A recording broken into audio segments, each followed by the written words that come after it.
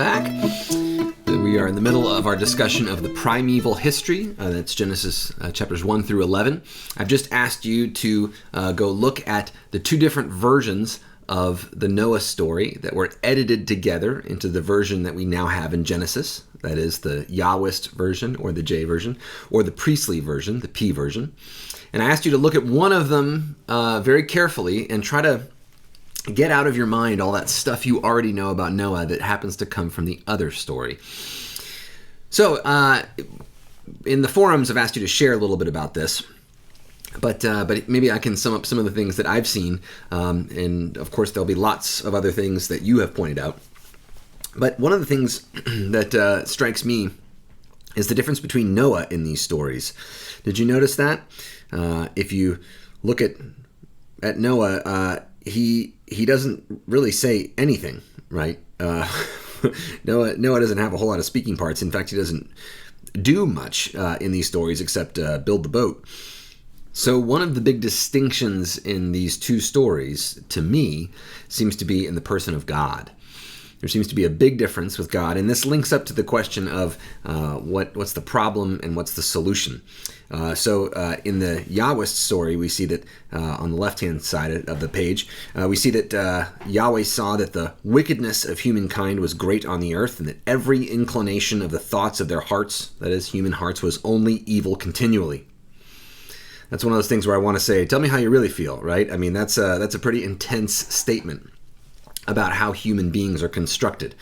And since Yahweh is the one who made us, what exactly is being said here? But in any event, Yahweh sees humankind and sees that humankind's wickedness is terrible, and we think evil thoughts all the time. So Yahweh is grieved to the divine heart, and I think that's an important thing to see in the Yahweh story, is that God is reacting very carefully and very specifically to human actions. Right? Yahweh has emotions. Yahweh feels upset or tired or angry. And we can see this in the J story. We saw this as well in Genesis chapters 2 and 3, right? That Yahweh had hands and blew the spirit into the breath of life into the people and walked with them and talked with them and so on. A very different picture of God than we get in the priestly creation story in Genesis 1, right? So you can see that same distinction here.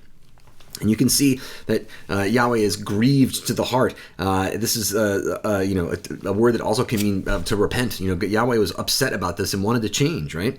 Yahweh felt bad about what Yahweh had done, which makes me feel a bit uncomfortable sometimes theologically to see this. But in the Old Testament, there's this conception of God that comes back time and again, that God does actually respond to humanity, and God can change. And if you don't think that's true, I mean, I know the Bible says that God doesn't change at times, but look at this story, right? This is we'll talk about this again at the end, but this seems to be a story where Yahweh does change at least somewhat. So then Yahweh says Yahweh's going to blot out all of the people, all the things that Yahweh has created on the earth, and the people and the creeping things and the birds and so on. And then I am sorry that I have made them. Yeah, and that's the word that actually means like repent. Yahweh is apologizing for doing wrong by creating the world. But then we have this addition, not by Yahweh, but by the narrator, that Noah found favor in the sight of Yahweh. And so then Yahweh decides to keep the people. Right, this is very different from Achahasis or something, or the Gilgamesh story, right, where people are preserved in part because the gods need them for food. Here it's Noah actually is righteous, and God's going to try to start over with this one person. Okay, so that does contrast somewhat with the priestly story, which says that the earth was corrupt in God's sight. I'm on the right-hand side now, and the earth was filled with violence. So the earth was corrupt. Now, this is all of the earth, not just people. The Yahwist account says that it's people's hearts that's bad, right? But here we see that it is the world in some way. The whole earth shares in this corruption. That's a very priestly word, too. The idea of something being corrupt or pure. And then you can also see that all flesh had corrupted its ways on the earth. It's not just humanity. It's everything that has in some way been prone to violence, which has corrupted the world. And so then God says God's going to end all flesh because the earth is filled with violence because of them, presumably animals too. Now I'm going to destroy them along with the earth. Wow. And then God's going to save Noah. Then God tells Noah how to build something. So in both cases, there's something wrong with the world or the way that it's working. But in J, it's more clearly people, and in P, it's more clearly all of creation. But then, how is God going to fix this? Right? What's the solution to the problem? Well, in both stories, God's going to flood out the earth and clean things out somehow. We can see lots of differences in the way the story is told, too. The P version is very interested in the building of the ark. It's interested in years and days and things like that. It's interested in the ritual purity of the animals that are being brought on board and so on. So these interests, these are very priestly interests. These are the kinds of things a priest would ask questions about, right? How exactly old was Noah? Priests were calendar keepers to remind people when festivals were, when important days were, when important anniversaries were. So they were thinking about calendars quite a lot, whereas the Yahwist just wasn't as interested in that question, right? So in any event, but besides that, there's one other major issue, and that's what happens. What's the result of all of this? Did God fix the problem? And the answer is no. In neither case does the flood actually fix anything. God wants to cleanse the earth of the pollution or corruption in P, and start again fresh. And then in J, God wants to get rid of humans, right, who have corrupted the earth. At the end of the J story, where I'm on the left-hand column now, I'm down near the end. So Noah builds the altar on the last page, last full paragraph, or the second to last full paragraph. Noah built an altar to Yahweh and took every clean animal and every clean bird and offered burnt offerings on the altar. And when Yahweh smelt that pleasing odor, Yahweh said in the divine heart, I will never again curse the ground because of humankind. For the inclination of the human heart is evil from youth, nor will I ever again destroy every living creature as I have done. Now, I don't know if you recall that wording, but that's what the Yahweh said at the very beginning of the story. God said, I'm going to destroy the earth, except for Noah, because the inclination of the human heart is evil from youth. And at the end of the story, God says, I'm never again going to do this because the inclination of the human heart is evil from youth. So in that story, it's not humanity that changes. Noah goes right out from there and plants an orchard, and there's drunkenness and so on. And it's not that God fixed the problems. Instead, it's God who changes in the J source. It's God who recognizes that humanity has problems within it, and that we're not going to change by threat of death. And there's no way to cleanse out or kill all of the bad people so that only the good ones remain. So if you've ever thought that, I'd just like to get rid of all the bad people and then the good ones would remain, that's a problem. And the J source points out that that's a problem because, as the novelist Alexander Solzhenitsyn says, the line between good and evil runs through every human heart. Not always symmetrical to one another, but it is true. It's a condition we share. So in any event, this God is the one who realizes this, and that's what changes in J. In the P source, it's different. God is more removed, right? God is not smelling odors from the temple and all, and from the altar and everything. It's a bit of a different depiction of God, less concrete, we might say. But also, if you notice at the kind of near the beginning, on the first page, on the second paragraph that starts, now the earth was corrupt. If you move down there and you see it says, I'm going to make a covenant, right? So for my part, there's about halfway down the page. For my part, I'm going to bring a flood of waters on the earth to destroy it from under heaven, all flesh, in which there is the breath of life. Everything that is on the earth shall die. It's a terrifying thing, right? But I will establish my covenant with you, and you shall come into the ark.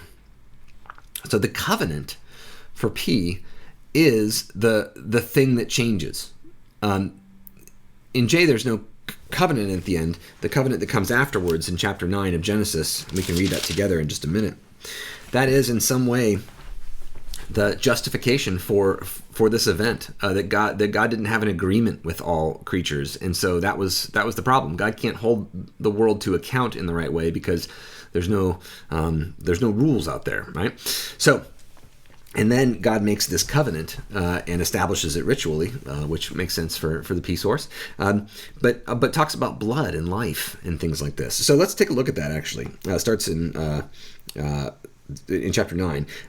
But you can see in verse 3, let's say, every moving thing that lives shall be food for you. Everyone was supposed to be vegetarian up until this Noah moment. So people can now, it's legal now for animals to eat animals and for humans to eat animals. But verse 4, only you shall not eat flesh with its life, that is its blood. So blood here is symbolically related to life. Hold on to that thought. And in a couple of weeks, we'll talk about Leviticus and animal blood. And this is going to be really important for understanding what's happening at the altar, which also is important for thinking about Jesus, right? So anyway, keep that in mind. And then verse 5, for your own lifeblood, I will surely require a reckoning. For every animal, I will require it. And from human beings, each one for the blood of another, I will require a reckoning for human life. So God cares about humans. God wants human life to flourish. And that is symbolized by blood. Don't shed blood.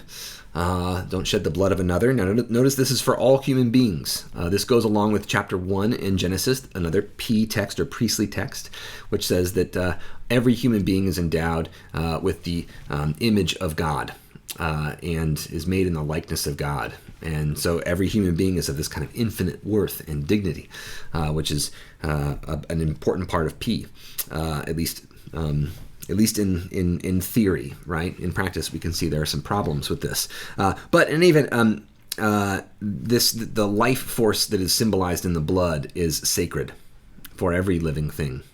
And that is an important part of this covenant. So God is letting humans know this. And then in verse 6, whoever sheds the blood of a human, by a human shall that person's blood be shed, for in God's own image God made humankind. So here it's repeated here, right? That's why blood is important. And then verse 7, and you be fruitful and multiply, abound in the earth and multiply in it. That's from Genesis 1 as well. And so then God says, now I'm making this covenant, right? And then there's the sign of the covenant, which is the bow. And the whole point of that is that it's a bow. They understood that to be a bow and arrow of the gods. But in the biblical telling of it, that God has unilaterally disarmed. God has put the bow, the divine weapon, down. And that is a sign for us that the bow of heaven rests on the ground every time it rains. The point of that is it shows us that God is not aiming the divine bow anymore at the earth.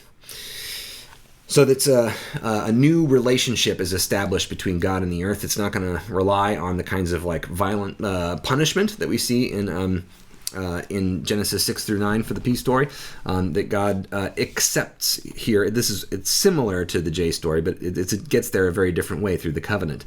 But in a way, God accepts that there are going to be problems with humans, but then gives this kind of basic commandment and this covenantal relationship. We'll talk more about covenants next time. When we talk about the matriarchs and patriarchs in Genesis 12 through 50. Okay, so there's a lot to say here, and there's too much for us to go into about all the details of this story and so on. But just I hope that you see comparing the theology of these texts is important in that there are different depictions of God here. And there are different questions that are being asked, and there's different conclusions that are being come to. And I think there's a way to hold both of these responses to the flood or interpretations of the flood in tension with one another. But it's important for us not to just say they're both exactly the same, because they're not. There's something for us to learn there. There's an ancient voice of someone who encountered God. That's scripture to us that we are trying to interpret and listen to. And when we hear P or we hear J, I think we are hearing one of the voices. Now, neither of those voices and none of the other voices are scripture all by themselves, which is why we have to think of the Bible in terms of an ancient dialogue into which we are listening, and where we are trying to respect the voices and take them seriously, but also sometimes make some choices. So, in any event, this is one of these strange and amazing stories in the Bible, unsettling as well, because God destroys the earth. But we are told at the end of it that we don't ever have to think about this way again, right? That God's not going to do this. This is in line with a bunch of other ancient Near Eastern traditions that have to do with the time before the flood, or these primeval eras, where the gods act differently and people act differently. Things are just different. So the question of how did things come to be? And you might think that this might be in response to someone saying, hey, why didn't God just try killing all the bad people? you can point to Genesis 6 through 9 and say, it's because God tried that and it didn't work, right? And maybe we wouldn't have believed it had it not been tried. But so let's move on to our next topic, which is the topic of structure. So we're going to move away at this point from the world behind the text, from comparative work with other ancient Near Eastern cultures, away from questions about genre, away from questions about source and the composition of the biblical text. We're going to move into the world in the text. So thinking of the text like a painting, or thinking of the text like a poem.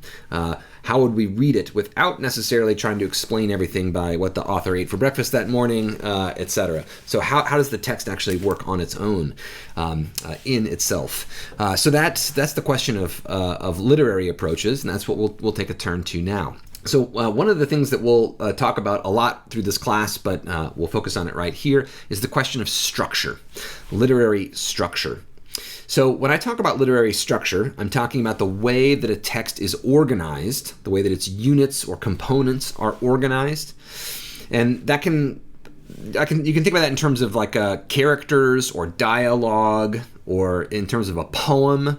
Part of the structure is like, are there refrains or choruses, right? The things that repeat throughout the text and so on. So repetition is a part of structure.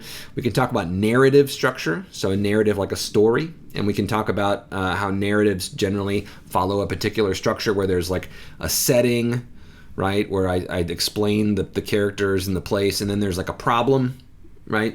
And there's this kind of thing, rising action, like the problem gets worse or something like that. And then there's a climax where there's a huge crisis, and then there's the resolution or denouement, right? And the crisis kind of goes away. That's a literary structure, right? Or there's another literary structure I can think of where like a young person goes on a quest and needs to meet resistance and train, and they receive something important from an elder, and then they go and they complete the quest. There's a climax where they fight the monster or something. Lots of stories fit that structure. So it's a pattern that occurs and recurs in texts. So Genesis 1 through 11 is a unit, I would say, because it treats a particular time in Israel's history that's quite different than the others. So the plot, you can break up the plot of Israel's history into different parts. So let's think a bit together about structure and how structure works within the primeval history from Genesis 1 through 11 as a whole. Now, in order to talk about literary structure, I'm going to refer to something that Professor Yoder has already talked about at length, but I'll just point out one small element of it here, and that's Genesis 1 through 3. So as we know, Genesis 1 is a story, the P story, and then Genesis 2 to 3 is a different story, the J story of creation, that they've been edited together and preserved together in order to respect both of those voices and so on, but because both of them have something to teach us, right? So this is an artist's reproduction of Genesis 1, like what Genesis 1 looks like to this one artist from 1493, the German Nuremberg Chronicle. This is the picture of the fourth day of creation, but this is thinking about the text in terms of Genesis 1. And Genesis 1 is very ordered and structured and rigid in terms of the days. This day, and then that day, and there was evening, and there was morning, the third day, and it was good, right? There's this extreme repetition and almost a detached repetition of these elements of the text. It's a very highly structured text. Now, Genesis 2 to 3, in response, is pretty different. Here's another artist's depiction of Genesis 1. This is the Sarajevo Passover Haggadah. This is an illuminated manuscript with drawings and pictures in it that is meant to be read on the Passover feast. And this is from Sarajevo, a Jewish community in Sarajevo in Bosnia-Herzegovina. It was originated in Spain, by the way, in the 14th century. Today it's in Bosnia-Herzegovina. But in any event, this is a Jewish text, and it shows you kind of the way that Genesis 1 is structured. So here's like light and dark, right? And then the oceans, and then the land and the plants and so on. So it's, it's a very highly regimented and structured text, and we can see that in the art that's depicted as a result of it. Here's Nuremberg Chronicle, that text we saw earlier with the rigid circles.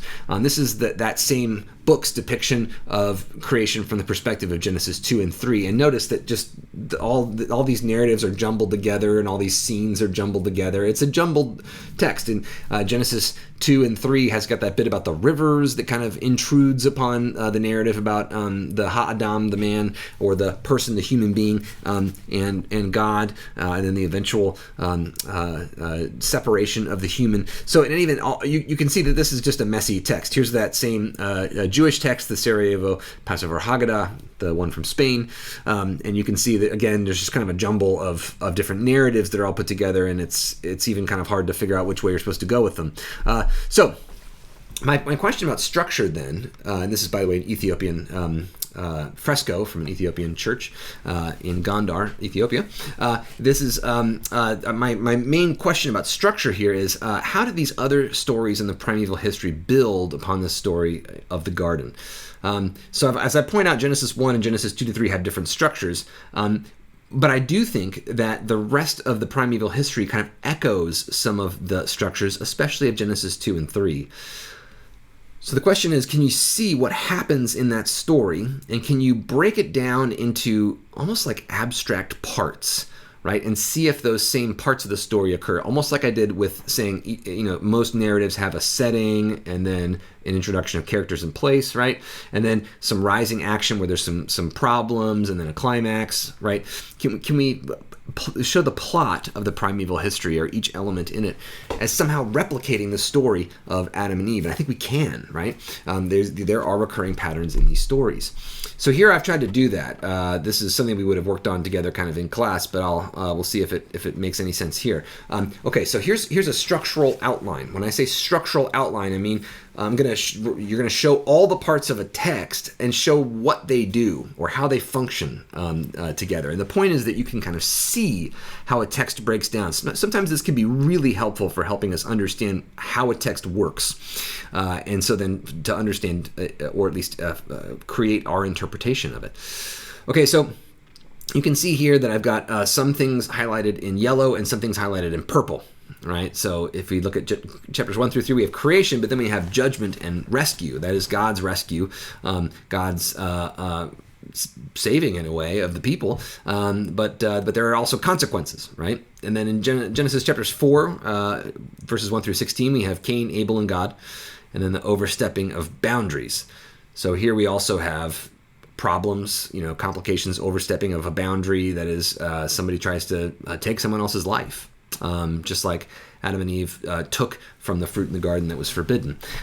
So these overstepping of boundaries, but then also there is a bit of, forgiveness might be a way to talk about it too with Cain, right? There's a mark that actually protects him, and that he is allowed to wander, and then he actually does settle, even though God says he shouldn't, and apparently he doesn't get punished for it. So there is kind of this grace that's extended to Cain even after the overstepping of boundaries.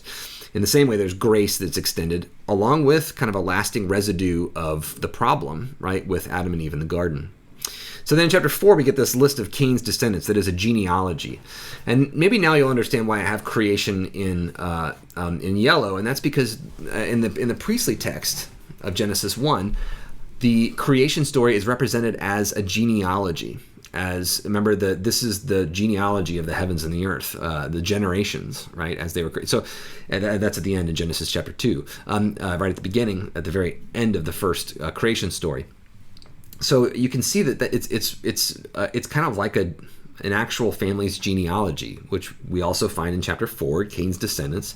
And then we have these stories of how things go really poorly with the Cain's descendants. So we have the story of Lamech, which again is kind of an overstepping of boundaries, of anger and rage, and so on. Then we also get the genealogy that comes after that of creation to Noah. So again, this kind of genealogy that's intermixed with judgment and overstepping, and then also grace. And then in chapter 6, we have this kind of strange story about a divine and human mixing and the overstepping of boundaries again, but also there's judgment and grace and this kind of residue of pain that's left behind. We have the flood story, again, judgment, but there is some grace. The world will continue. The world will keep going. God disarms unilaterally. God gives a covenant. God changes and repents of what God has done. And then we have in chapter 10 the table of nations. That is a genealogy of all the nations of the earth. So you can see this kind of pattern of these stories of overstepping of boundaries, judgment, and some sort of rescue or grace that are intermixed with these genealogies, these stories of how everything is connected. All people go back to two people. All nations go back to the original folk who lived on earth. So all nations are cousins. And then we have the Tower of Babel story, which is about how some people tried to kind of unify the whole world and reduce diversity, and that God scatters them abroad, right? They had one language, and God said, "That's not enough languages. I want more." And so God scattered the people abroad and mixed up their language in order to preserve this diversity. So I think it's important that the Tower of Babel story comes after the Table of Nations, because the Table of Nations says there's lots of different people on earth, and that seems to be a good thing. And they speak differently. It talks about their languages are different, their cultures are different, and it seems that that's a good thing. It's a blessing. Fill the earth and multiply, God says twice in the Genesis story. And so we see that, right? But then in the Tower of Babel, there's this temptation for everyone to say the exact same thing and do the exact same thing and be the same. I think this goes along with that idea in the flood story. Just get rid of all the bad people. Get rid of all of them, everyone who's different, everyone who doesn't agree, and so on. But that doesn't work. God doesn't like that. So God ends up scattering the people abroad, which is actually what God wanted to do. That same word scatter is found in chapter 10, the Table of Nations, and it's used in a positive way.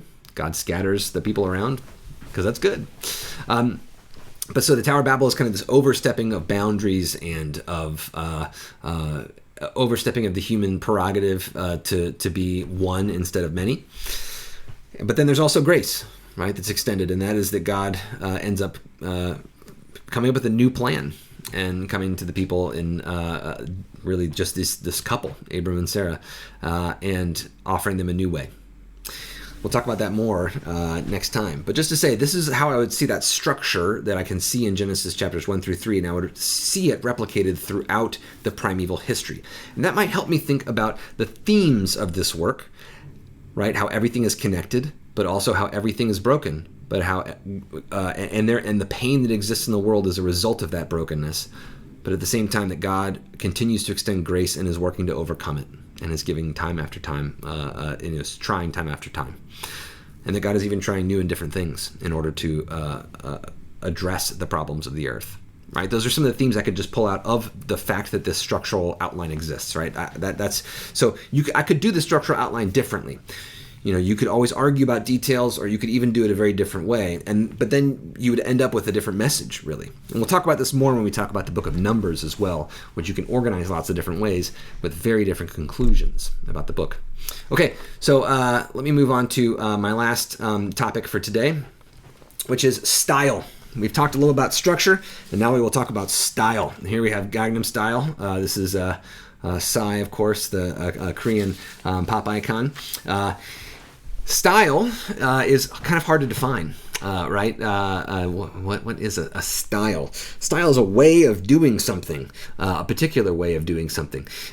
Perhaps rather than defining style, let me just tell you some things about Hebrew narrative style. Prose, or the typical kind of way of writing that's not poetry.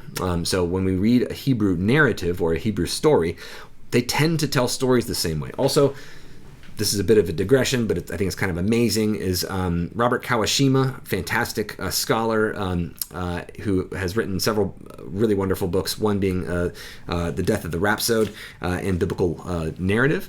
And he makes the argument, and it's convincing, I think, that ancient Israel invents the short story, invents basically third-person omniscient narrators. Okay, now what does that mean?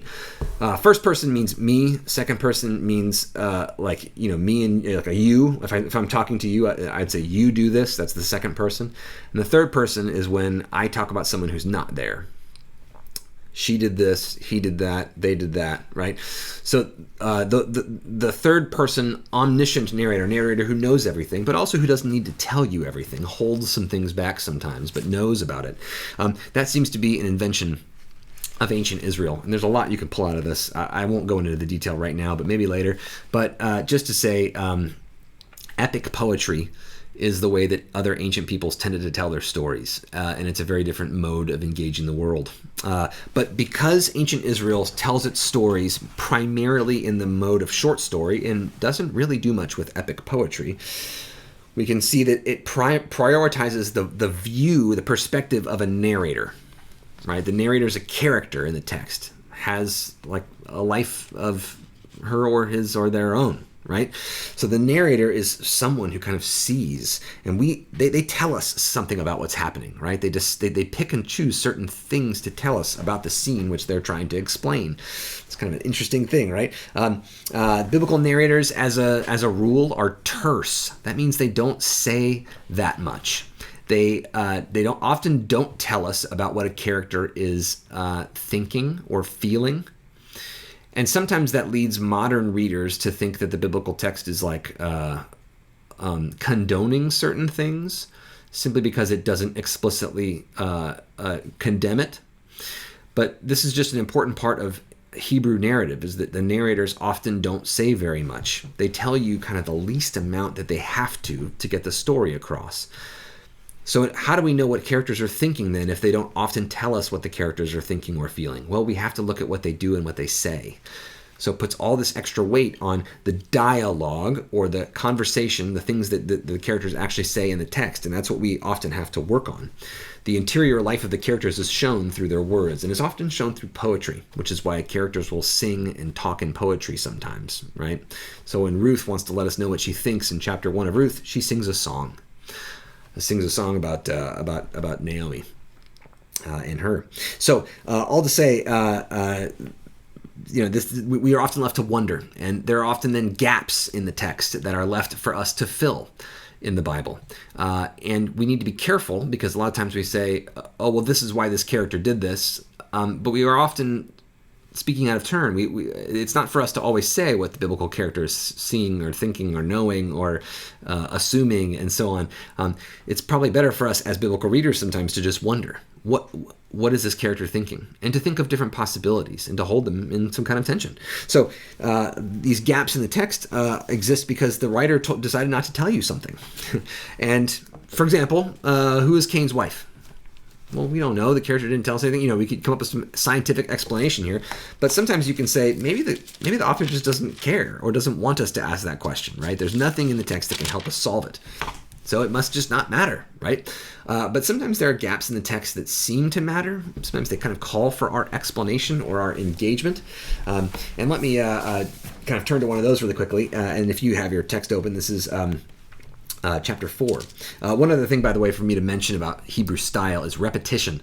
Sometimes modern readers think that biblical texts are boring because they repeat stuff a lot. But repetition was an incredibly important thing for an orally based culture, for a culture in which people heard these stories read aloud, right? If you think about being read, the common advice for lecturers is to say something and then say it again and then say it again and then repeat yourself again and then conclude by saying it again, right? And then finally people will kind of hear you.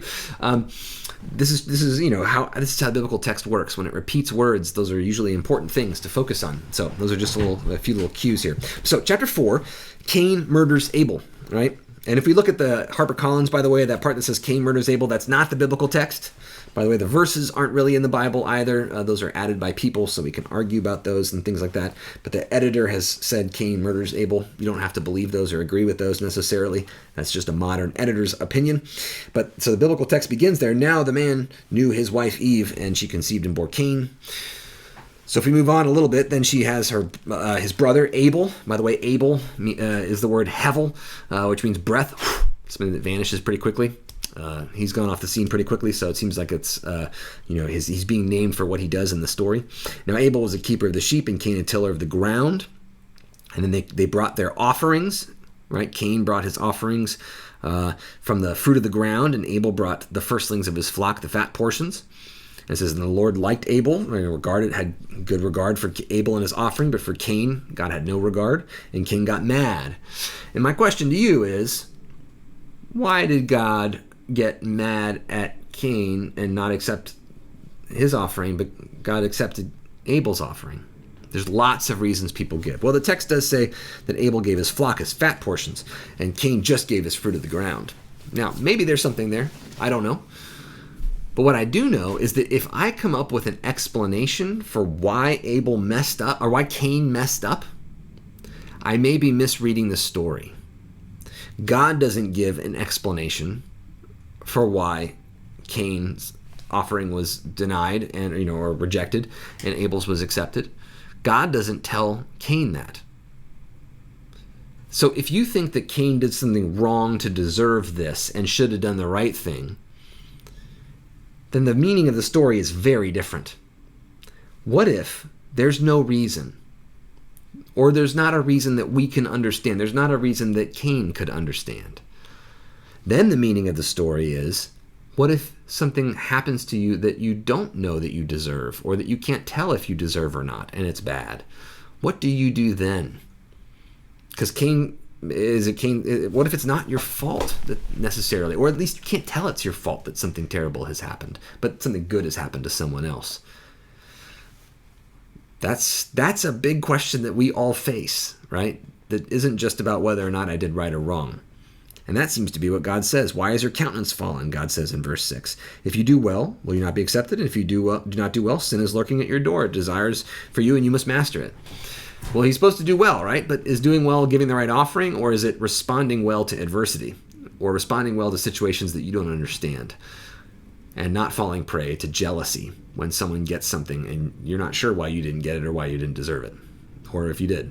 So, in any event, I think this is, if you don't do well, if you're not able to celebrate your sibling when things maybe don't go right for you, well then, that's sin lurking at your door. Now notice that sin here is personified. It's acting like a character in the story, and it's lurking outside his door, and it's desiring him, but he's got to fight against it.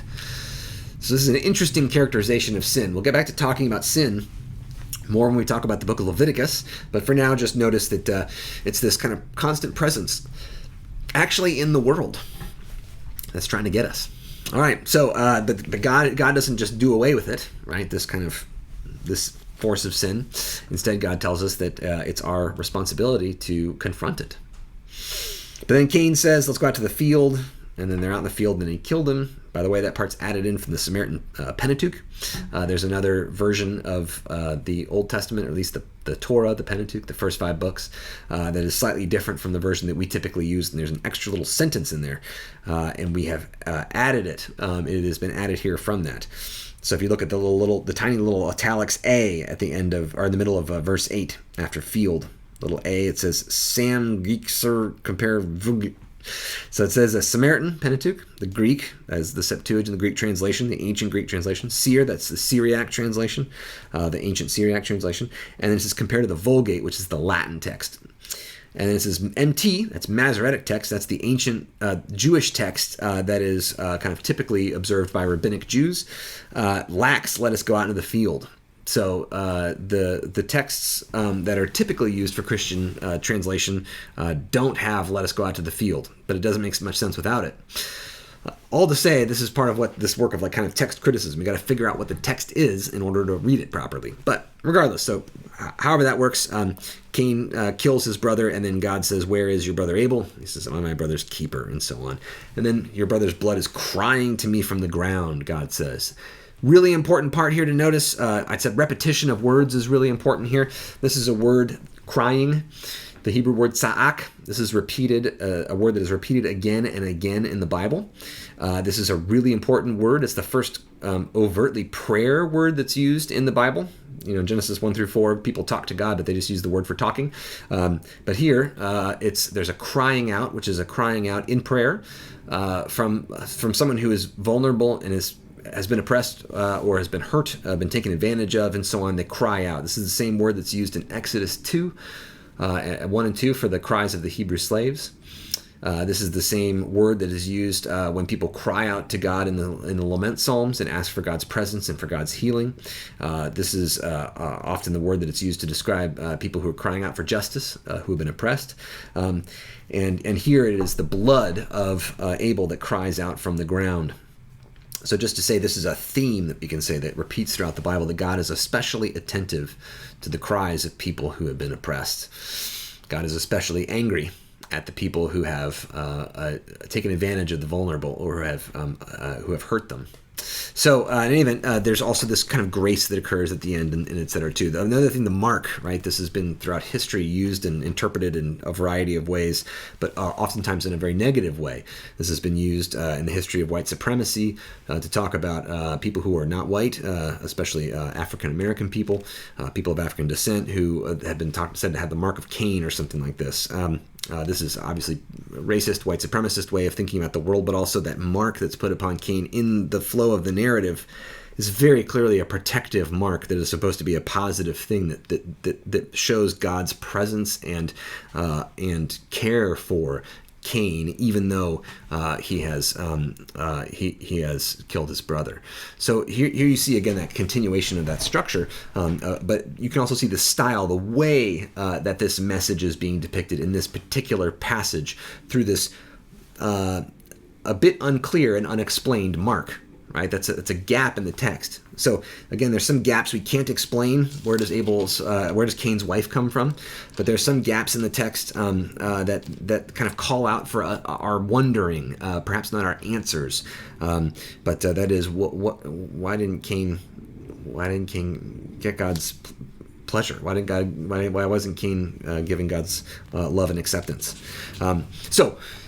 A lot more we could say about that story and many others, but we do need to end this at some point. Oh, by the way, here's a little image of Genesis 4 just to show you. This is an ancient Christian carving in ivory, and here's the offering and so on in God's hand, which is often understood to be God's blessing, but also God's speech. And here God's accepting Abel, and here then Cain kills Abel, and then God sends him away, and so on. There's a bunch of things that I can say and point out here and so on, but what I can say is this is an inauspicious beginning to the story of creation and civilization and humanity, right? Things are not great. But at the same time, we have this message that is repeated time and again that no matter what people do, God doesn't always respond to all of us the way we'd like, but that God's vision for the world is one of harmony and one of life that is set over and against death and violence, which is shown to be this kind of corruption. It's explained many times of corruption.